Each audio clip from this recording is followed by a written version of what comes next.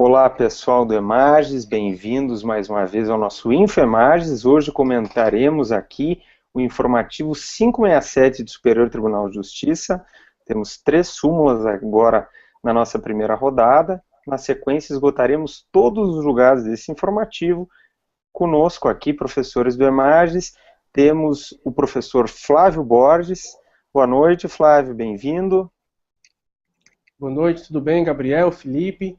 Hoje eu trouxe para essa primeira rodada, pessoal, a súmula 544 do STJ, que trata do pagamento do seguro DPVAT, dos critérios para o pagamento desse seguro quando a invalidez for parcial. Professor Felipe, bem-vindo, boa noite. Para essa primeira rodada, qual é a súmula que tu vais comentar? Bom, gostaria de dizer que é um grande prazer estar aqui com os colegas de casa e com vocês mais uma vez. Eu vou tratar da súmula 543 do STJ, que trata e aborda a questão da repetição das parcelas de uma promessa de compra e venda quando ocorre o desfazimento dela.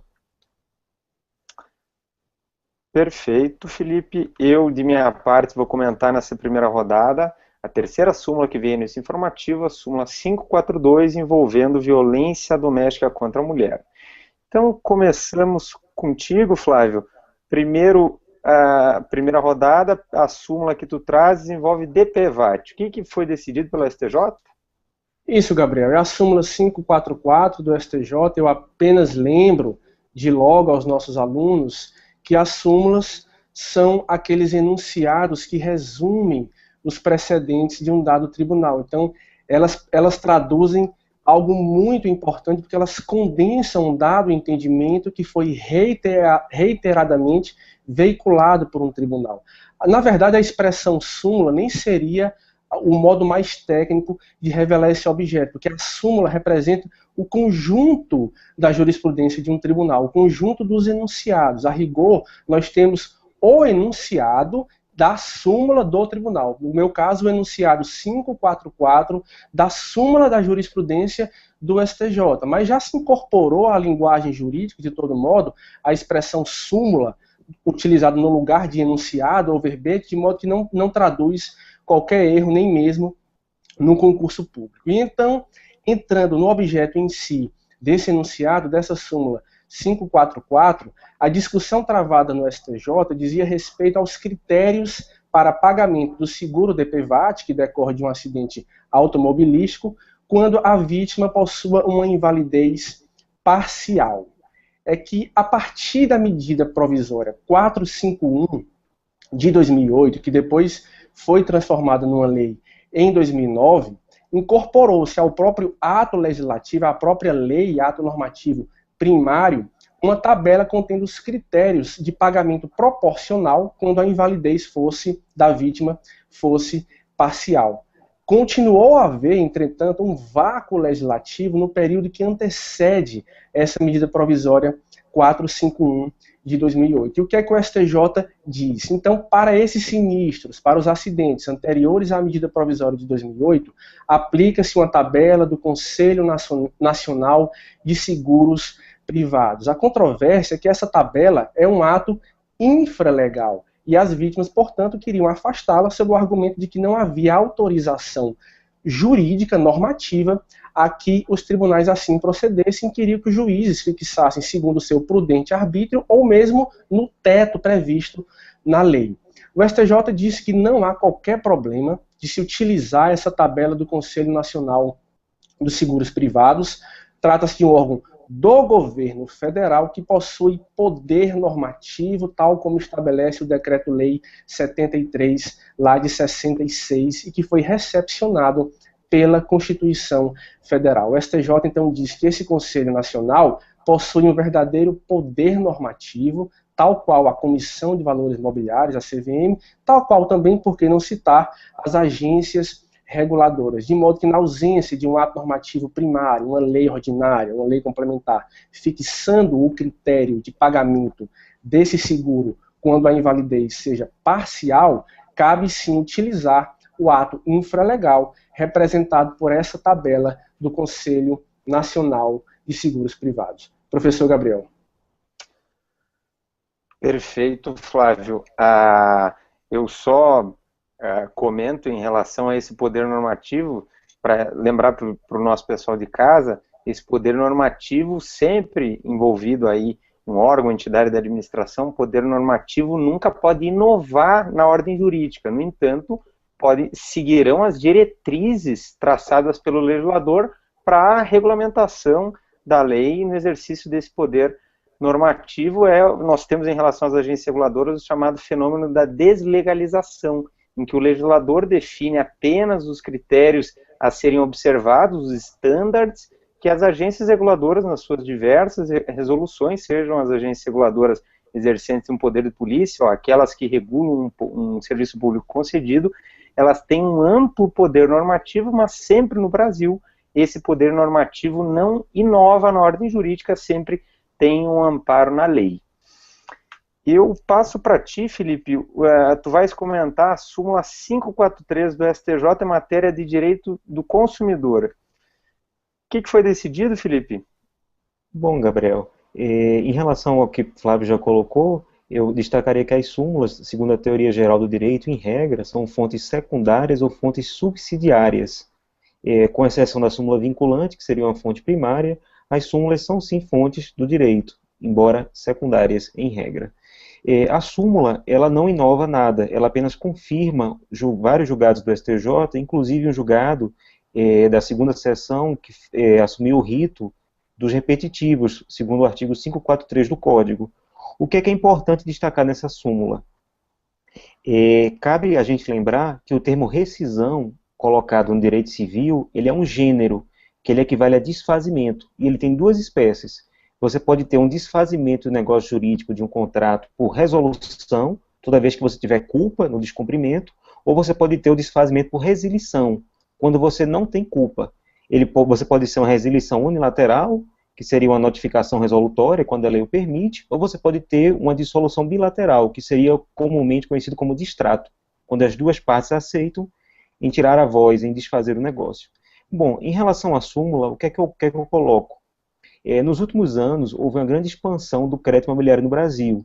Então, as promessas de compra e venda de imóveis, elas avultaram e abundaram bastante. Muito natural que, com isso, os conflitos que surgiram dessas negociações também chegassem ao judiciário. Com essa promessa de compra e venda não foi diferente. O que é que o STJ entendeu? Se, por qualquer motivo, você tem o desfazimento com culpa da promessa de compra e venda, deve ocorrer a imediata restituição das parcelas, já pagas pelo consumidor. Como sabido, é muito raro você comprar um imóvel à vista. Geralmente você compra através de parcelas, sendo um negócio jurídico de execução continuada ou diferida no tempo. O STJ entendeu que, sendo desfeito esse negócio, a restituição do valor pago tem que ser imediato. O que era muito comum? Era muito comum que os contratos previssem uma cláusula que foi entendida como abusiva. Essa cláusula colocava que a construtora apenas estaria obrigada a devolver os valores quando da conclusão da obra. O STJ entendeu que essa cláusula seria abusiva porque ela traria dentro dela uma potestatividade absurda em benefício da construtora, que ganharia duplamente. Ganharia porque ficaria com os valores já pagos pelo consumidor retidos, ou seja, gerariam juros, ela utilizaria esse capital para si, ao mesmo tempo que poderia novamente vender de novo o imóvel para uma outra pessoa e receber uma segunda vez pelo mesmo imóvel. Então, isso geraria uma desproporcionalidade, que não seria justo. Eu trato aqui a seguinte questão. A súmula colocou o termo imediatamente, colocou imediata restituição, para dizer que mesmo que a obra não esteja concluída, ou mesmo que não tenha tido a entrega das chaves, é obrigatória a restituição.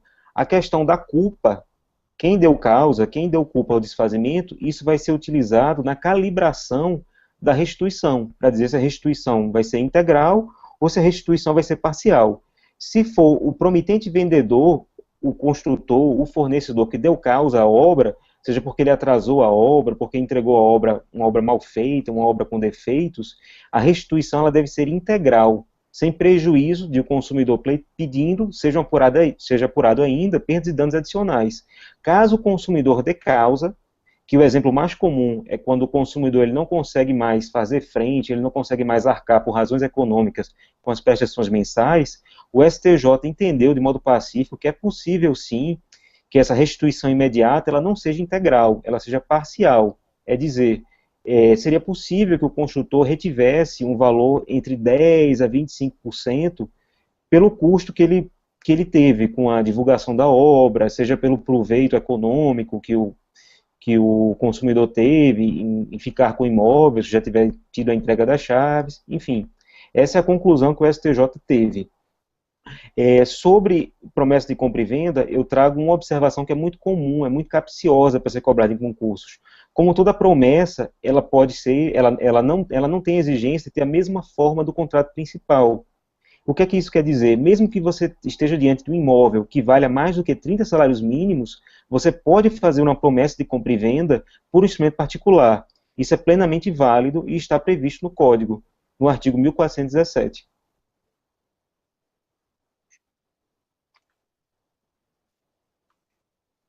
Perfeito, Felipe.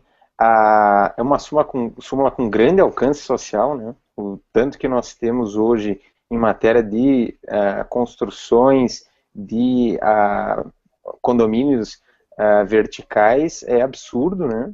E essas cláusulas, sempre, apesar de abusivas, elas sempre se contêm nesse tipo de contrato, prevendo, né, a devolução a posteriori em caso de desistência do contratante e, como bem colocado, uma abusividade bastante flagrante, mas tentando inibir o consumidor de pedir essa desistência que, para a construtora, que precisa de dinheiro para tocar ali a obra, é absolutamente catastrófica, né? De resto, pessoal, nessa primeira rodada, eu trago aqui a súmula 542 do STJ, que também veio publicada aí nesse informativo 567. É uma súmula envolvendo a Lei Maria da Penha e diz respeito particularmente ao caráter da ação penal, neste caso, ação penal pública condicionada ou incondicionada. Esse foi o grande ponto de celeuma. É uma decisão, na verdade, né, uma jurisprudência reiterada do STJ, e a partir, como veremos, de um entendimento firmado pelo Supremo Tribunal Federal, que fez com que o STJ se curvasse, que tem também aqui um alcance muito grande na sociedade brasileira. Nós vemos aí dia a dia os absurdos envolvendo a violência doméstica contra a mulher. Então, eu só lembro que o artigo 226, parágrafo 8º da Constituição, chamou o legislador a tutelar, através de legislação própria, as vítimas da violência doméstica em âmbito familiar.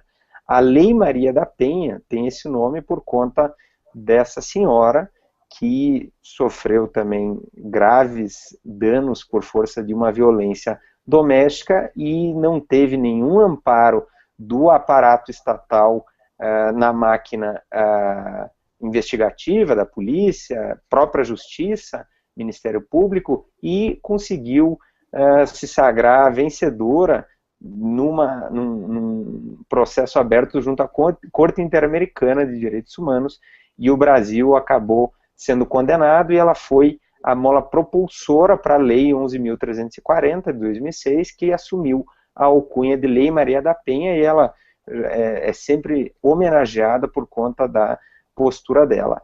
A grande discussão envolvia o artigo 41 da lei. A Lei 11.340 prevê no artigo 41 a inaplicabilidade da Lei 9.099, a Lei dos Juizados Especiais, nas ações penais envolvendo violência doméstica.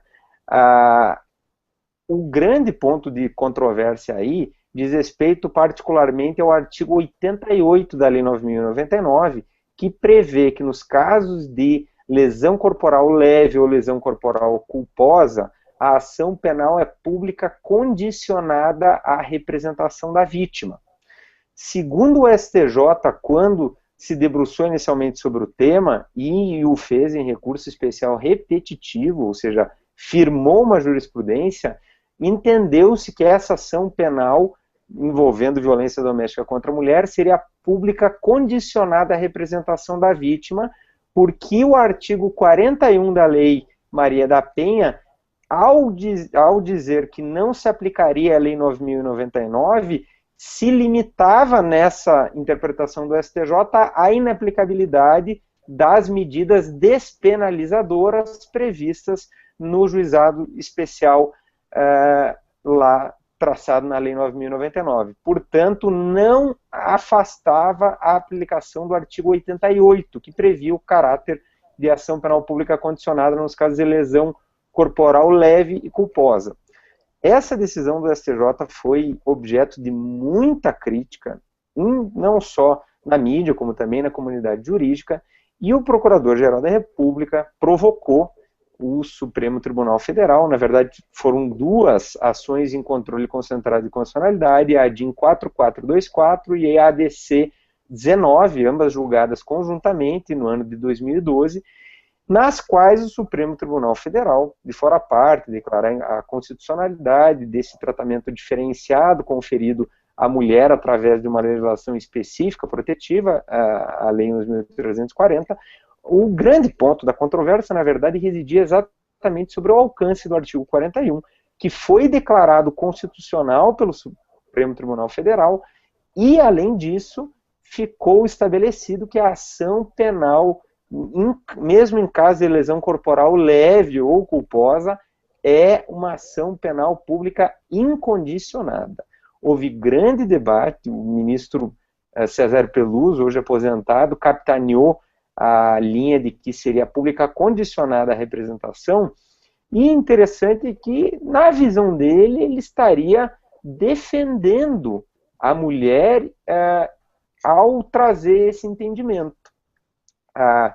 Um dos argumentos sempre levantados, o STJ levantou, é que não se permitindo a eventual retratação de uma representação formulada anteriormente, isso atravancaria qualquer tentativa de reconciliação entre a mulher e o seu agressor.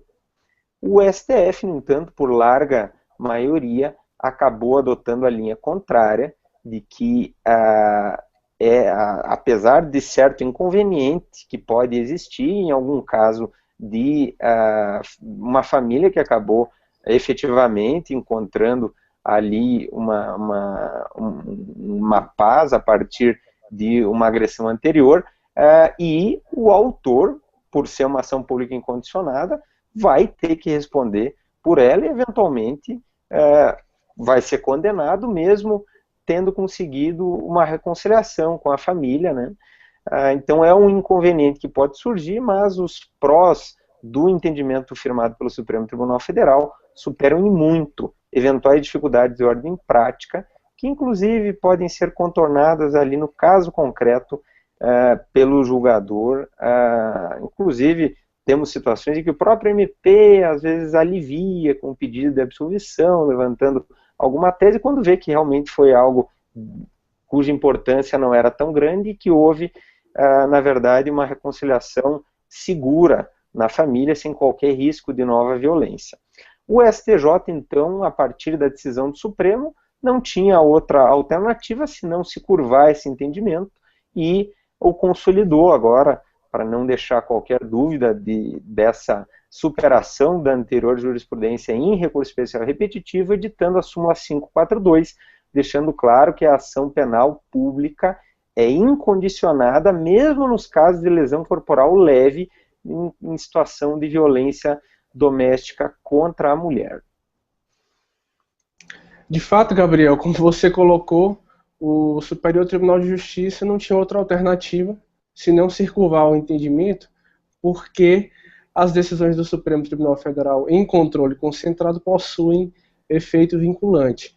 Agora, eu gostaria apenas de ressaltar, já que o Gabriel esgotou o tema dessa súmula 542, eu gostaria de ressaltar para os alunos que eles devem ler esses enunciados sumulares com vistas à sua memorização e assistir às explicações a que nós procedemos aqui, porque esse processo de memorização ficará ainda mais fácil. Professor Gabriel.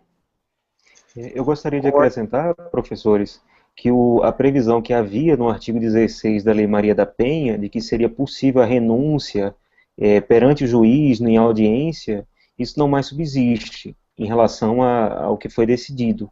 E eu gostaria também de colocar que, para além de um controle de convencionalidade da Lei Maria da Penha, em relação à Convenção Interamericana, para prevenir, punir, erradicar a violência contra a mulher, é possível também um controle de constitucionalidade, tal como feito pelo Supremo, porque a Constituição Federal, no seu artigo 226, ao tratar da família, no seu parágrafo 8º, colocava na sua parte final que o Estado iria coibir a violência no âmbito das relações familiares, criando mecanismos suficientes para tanto. Ótimo, colegas. Então, com isso, concluímos a nossa primeira rodada. Convidamos o nosso pessoal de casa a acompanhar as rodadas subsequentes, em que, seguindo uma ordem de importância a critério dos professores aqui debatentes, nós esgotaremos até a nossa sexta rodada todos os julgados trazidos nesse informativo 567 do STJ. Até a próxima, pessoal.